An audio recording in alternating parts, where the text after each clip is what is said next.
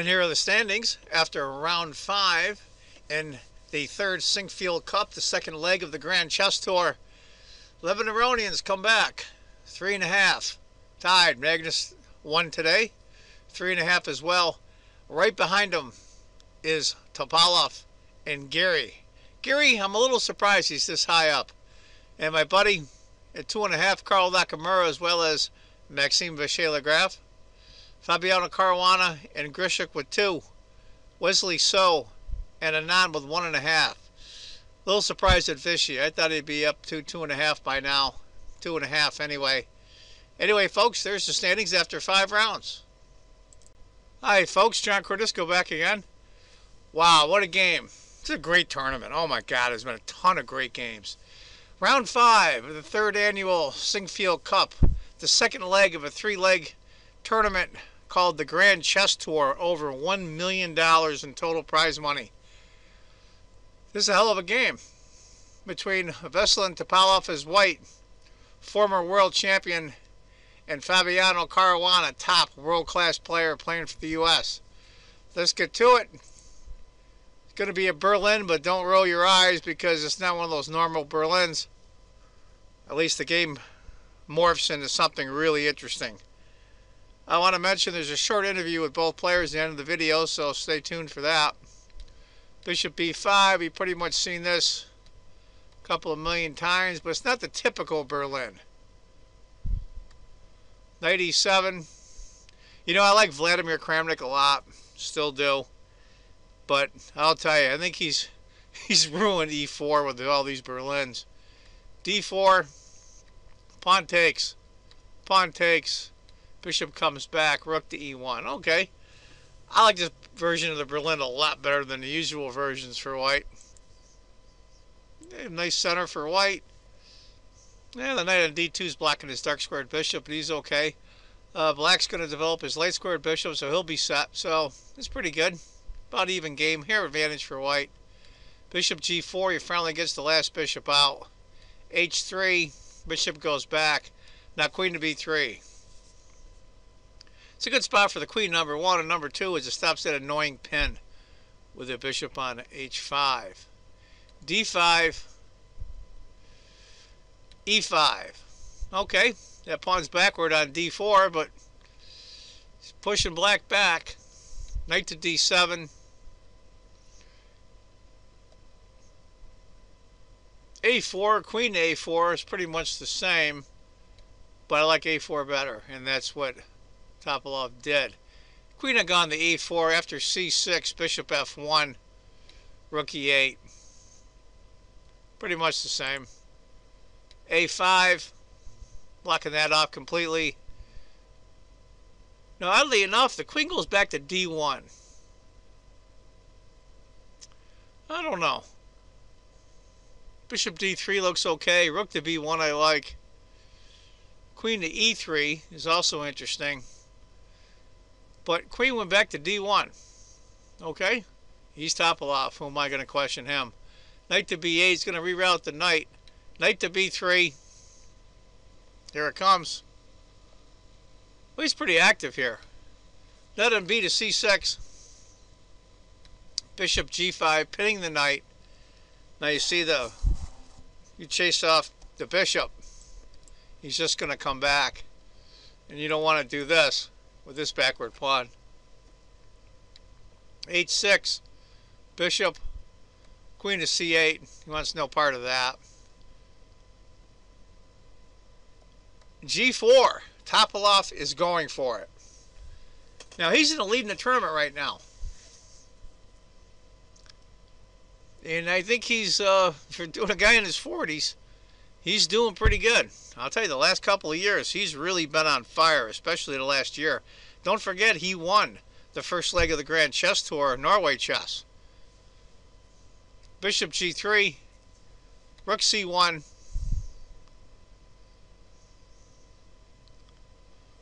What to do? What to do? Bishop comes back. Bishop g3. Pretty much an even game still. They're maneuvering around. Knight comes up. I like knight to c5 myself right here. That's just me. Rook comes up. Now this is an odd move to be sure. The top three moves in the computer are knight on e to c6, knight to a2, and rook to b8. Rook to b8 is probably the most practical for me. They're all about the same in score. But he went knight to a2. He's got to move the rook. Knight comes back. Knight to e1. Going to get rid of that pesky knight. Knight comes up. So now if he goes knight to c2, and then knight takes the knight on b4, the knight will just be replaced with another knight. You don't go back rook to c1 and draw the game. Queen to d2. Queen to e6. I like rook to c1. But he decides to take, and queen takes. And he goes after the queen with the other rook, which is pretty interesting. Queen's got to move. Knight to g2 is rerouting the knight. I like c6 just to consolidate things, but makes it tough for the knight to escape, but nobody can really go after him. But f6, that's an interesting move. Now, let's just take a look at that for a second. Why would he do that? Interesting. I'm a little surprised at Fabiano. Knight to f4, hitting the queen. Queen moves. And now e6. So Topalov, he's pushing it. He's not fooling around here. This is serious. That knight is still annoying though, because you can't go rook to c1 now because the knight will come here. So that knight's a pain in the behind. Queen to e7. Bring the rook over. Protect that pawn. At least help protect it even more. Just in case the knight gets chased off. f5. Knight to c5. Bishop takes. Rook takes.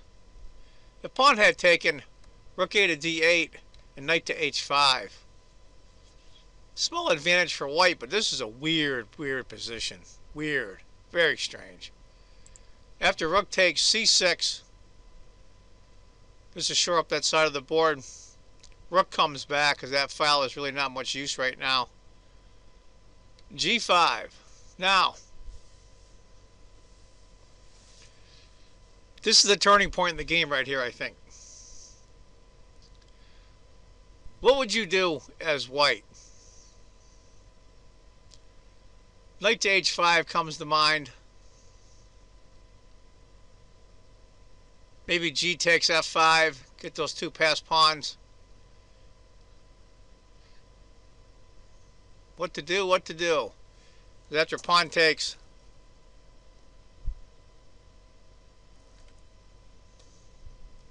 After pawn takes. Pawn takes.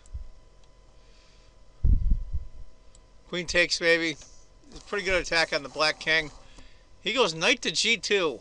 And the computer goes from basically a small advantage for white to a 1.5 advantage for black instantly. Those of you that were wondering if g took, bishop takes, knight to g2. It still kind of sucks for white, but it's not the end of the world. Half a pawn advantage, quarter pawn advantage for black. We'll call it even. But after knight to g2, now you get to go f4. Now what do you take with? Two pieces for a pawn. He takes with the knight. Pawn takes. Bishop takes. And here comes a move right out of the blue. And it's a damn good one, I might add. So stop the video now and see if you can find a really good move for black. He goes knight to d3. Nice. He's got to take it. Bishop takes. Bishop takes.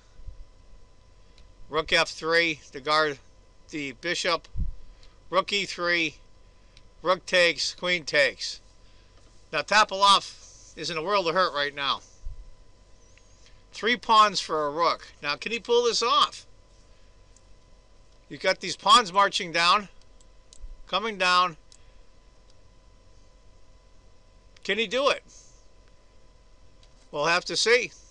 Queen to h7 is going to take some really good defensive skills on Fabiano's part. f3. Can't go f4, of course, because the queen's guarding the bishop on h6. Rook to e8.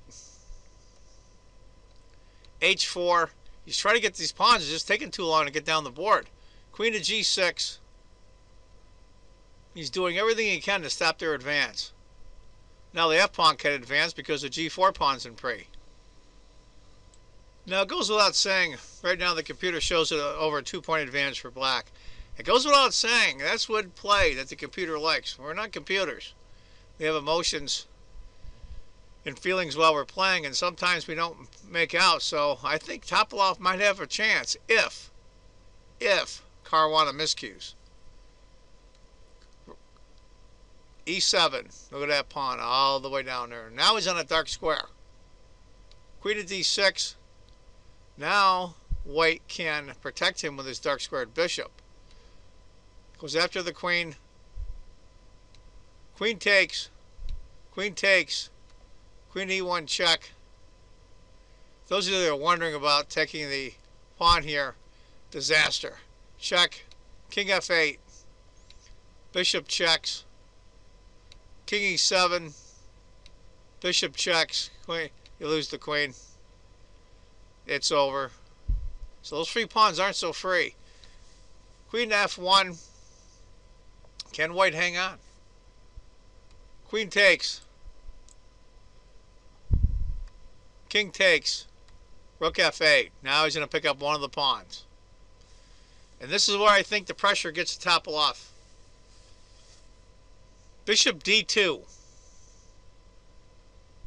I think is a move worth considering. Because even if rook takes the pawn on f3, well, he went bishop e5. And it's over a 3-point advantage now for black. If he had gone bishop d2, rook takes king e2. I think he's got a decent chance of drawing this, if played just right. But unfortunately, when bishop b5, now rook takes, king g2, rook b3, h5, maybe bishop c7 might have been the last chance. That after rook takes, king to g1, maybe. But after h5, rook takes, check, king comes up, b5, a takes, and most importantly, it's not the end of the world if c takes, but it's a lot better and more accurate that rook takes, and that's what he did. And so that's where Veselin Topalov from Bulgaria, former world champion, resigned. I'll tell you, he's got a gutsy guy. Of course, his confidence level is fairly high. He was in first place. He won Norway chess. And he's probably playing the best chess he has in several years. Anyway, folks, that's a good win for Fabiano. So there you have it. One of the games from round 5 of the 3rd annual Sinquefield Cup. The second leg in a 3-leg series of tournaments called the Grand Chess Tour. I hope you enjoyed it. I want you all to remember, if you think chess is just a game, you're not playing it right. Take care, folks. Bye-bye. Topalov, the early leader, has finally been stopped. And Veselin, today it looked like you had a great position. You had pieces dominating the board. His pieces were all huddled in the 3rd rank. And then all of a sudden it seemed like you just retreated your pieces and like you lost confidence in your position. What happened in this game? Yeah, it's true. That was not one of my best days. I think positioning after the opening is clearly better for white, but of course, again, move by move, I started to play badly and blundering very simple moves, and finally collapsed. Any explanation for why you played so? It looked like the type of Topalov position. A lot of space, aggression. Well, but of course you also need energy, and I was not really today, you know. But of course, at some point, of course, I should have taken the draw, I believe, because I felt I was not, I was not in feeling well, but I thought also position was good, and well, we probably both made many mistakes, but I did many more than he did. So at the end, that counts. We saw in Norway you were doing extremely well. You did lose a game, but you were able to bounce back and right the ship. What do you need to do going into the rest day today?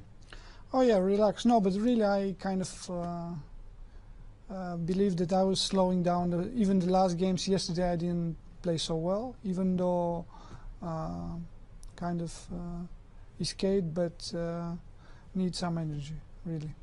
Well, let's hope the rest day brings that, and good luck in the rest of your games. Veselin Topalov after a tough loss. I thought it was a crucial moment. Just put it on the screen right here. Bishop h7, kind of a Karpovian retreat by Fabi was played. And here you retreated, and I thought that this was your, let us say, first step in the wrong direction. You obviously considered it. I'd just like to ask you why you rejected the move knight c5, which we felt gave you a commanding position. Well, honestly, I don't really remember.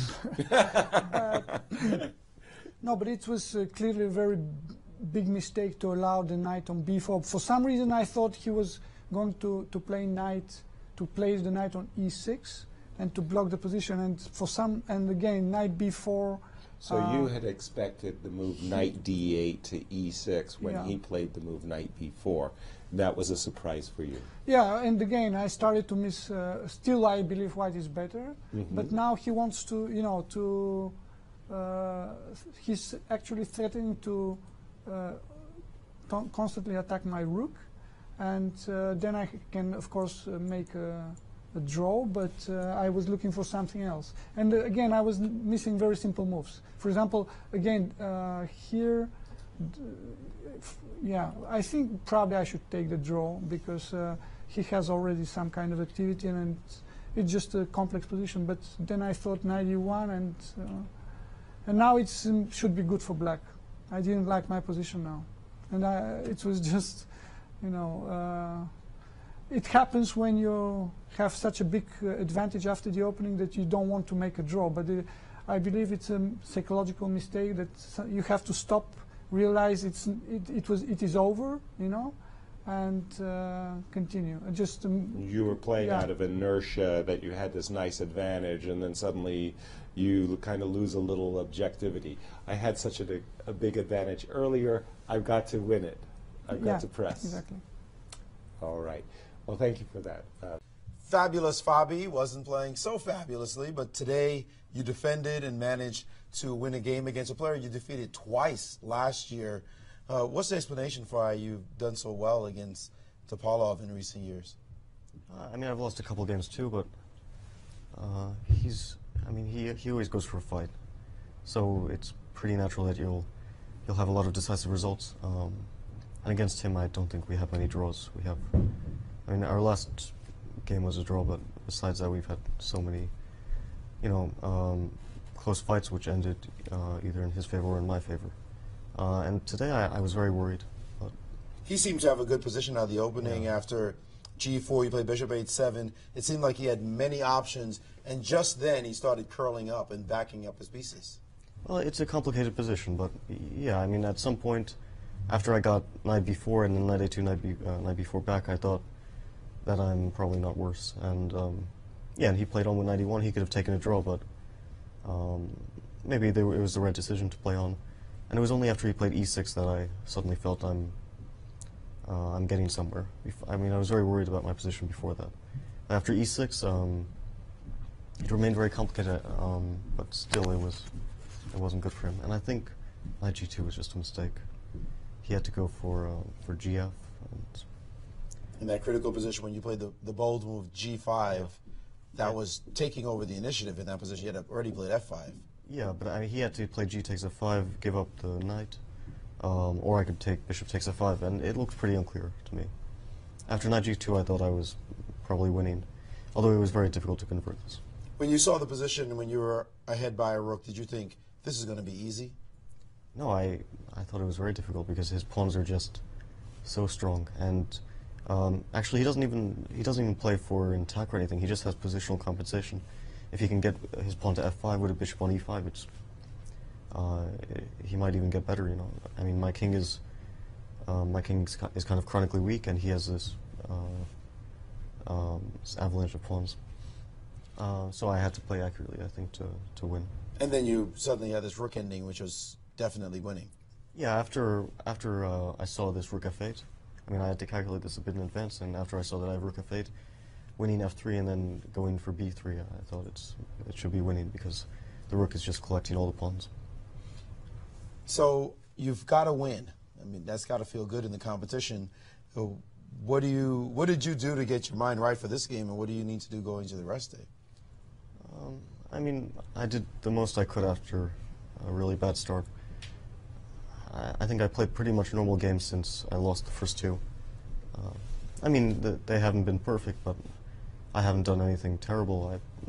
I took my chance today, and the two draws previous to this were, I think, pretty solid. A streak coming together? A streak of one game? Yeah, we'll see. Maybe it's more than one game, but I hope it is. We hope so too. Enjoy your rest day, and we look forward to seeing you in the rest of the games. Andy, if I could just ask you for a second, you mentioned that you thought the move knight g2, that was the critical moment where things went awry for white, and that you had been expecting g takes f5. If you just look at the screen, and could you take us through what you considered the main line variation that you had, what you had anticipated?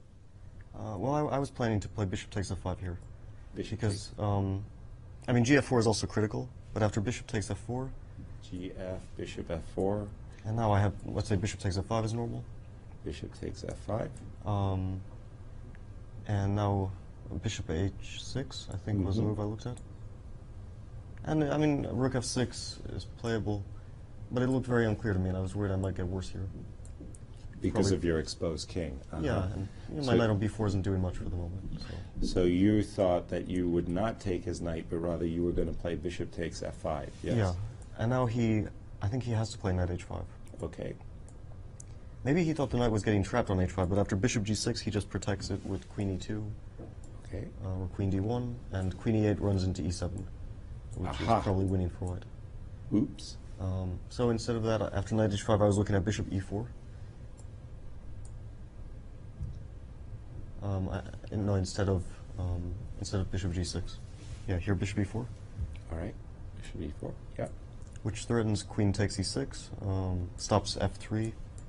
But he had this move queen e2 here, and suddenly I can't take on e6 because of f3, and he indirectly defends the knight on h5. This is what I was looking at. And it looked very unclear. I wasn't sure if I was better at all. I mean, I thought I shouldn't be worse, but it's a tough position.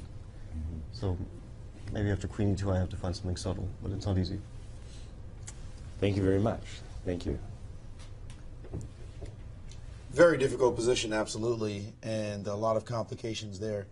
And I think it's a good time to rest, huh? We're all thinking the same thing, by the way. Yeah, it's great to go to rest day with a win. Absolutely.